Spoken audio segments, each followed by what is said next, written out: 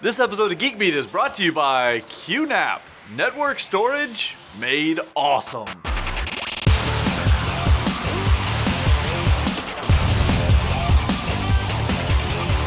Steve Wilhite of CompuServe invented the GIF file format, which has pretty much been dead since about 2000, with one exception, the Animated GIF.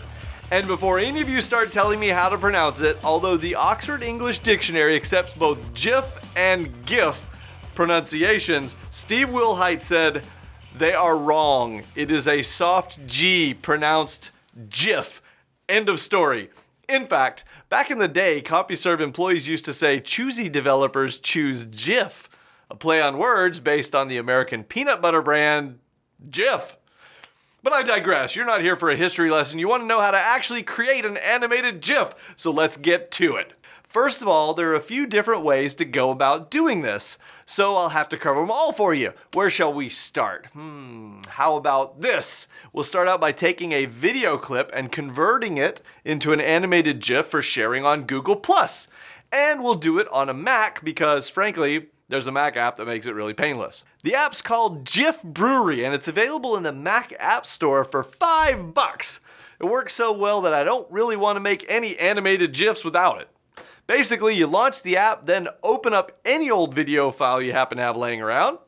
To make it really simple, you can select the start and end point that you want to convert to an actual GIF, but the real power lies in customizing things. From the menu, select GIF, Simple Resize, then drag the slider to create a smaller resolution for faster downloads. After that, open the GIF properties and try changing the frame count, delay, maybe even reducing colors to get a nice balance between file size and image quality. I generally like to add a custom delay after the last frame unless I'm trying to create a continuous loop GIF where the first and last frame are so close that they seem to endlessly blend together. Okay, if you're on Windows 8 instead of a Mac, give VidGiffy a try. It'll basically do everything I just described about GIF Brewery, and it's free. It also lets you do one other interesting thing. You can animate just a portion of the image, although in order for this to work, it needs to be kind of a very specific video, usually something shot on a tripod and with very little movement in the frame. Now let's say that you're watching a YouTube video and you find part that you think would make a funny GIF. No need to even download the video. You can head over to makeagif.com or imageflip.com, that's imgflip.com, and put in the link to the video as well as the starting and ending point for your GIF, and it'll pop one out for you in a couple of minutes. It's not going to offer the type of customization you can get with the app, but it's quick and painless, and just the thing the doctor ordered sometimes. But wait, what if you want to make a GIF from a series of images, like maybe for an animated advertisement for a website? Well, right now we've got a QNAP banner ad on GeekBeat TV, and here's how I made it using Photoshop. I started with 3 images that Dave Curley created for me. In Photoshop, just choose File, Scripts, Load Files into Stack. When the Load Layers window pops up, click Browse and select your image files. Now your files are individual layers and you can rearrange them in the order that you want. This next step depends on your version of Photoshop. For Photoshop CS5, open the Animation palette, which is Windows Animation. For Photoshop CS6, open the Timeline palette, Windows Timeline. For Photoshop CC, that's Creative Cloud, open the Timeline palette, Windows Timeline. Then in the middle of the palette, you see a drop-down. Choose Create Frame Animation.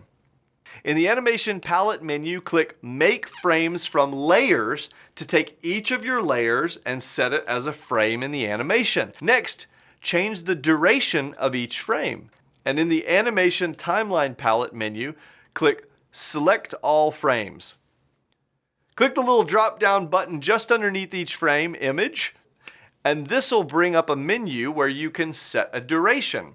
Since all the frames are selected, all the frames will be set to the same time, but you could change them individually if you want to, though I don't know why you'd want to do that on a little GIF. In the little drop down, change how many times the animation will loop, either a fixed number of times or forever. Then save the image. Click File, Save for web and devices, and make sure the file format is set to GIF. Bingo bango, you've got yourself an animated GIF for the web.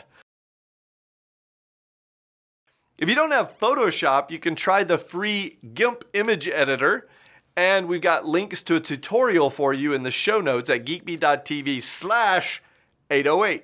Well, hopefully that'll do it for you, but if not, guess what? You can actually head on over to our brand new discussion forums at geekbeat.tv/forums, and somebody will jump right in there and answer your questions. Maybe even me, who knows? That's it for this episode, gang. Thanks for watching. Thumbs up on YouTube. I'm John P. Go animate this.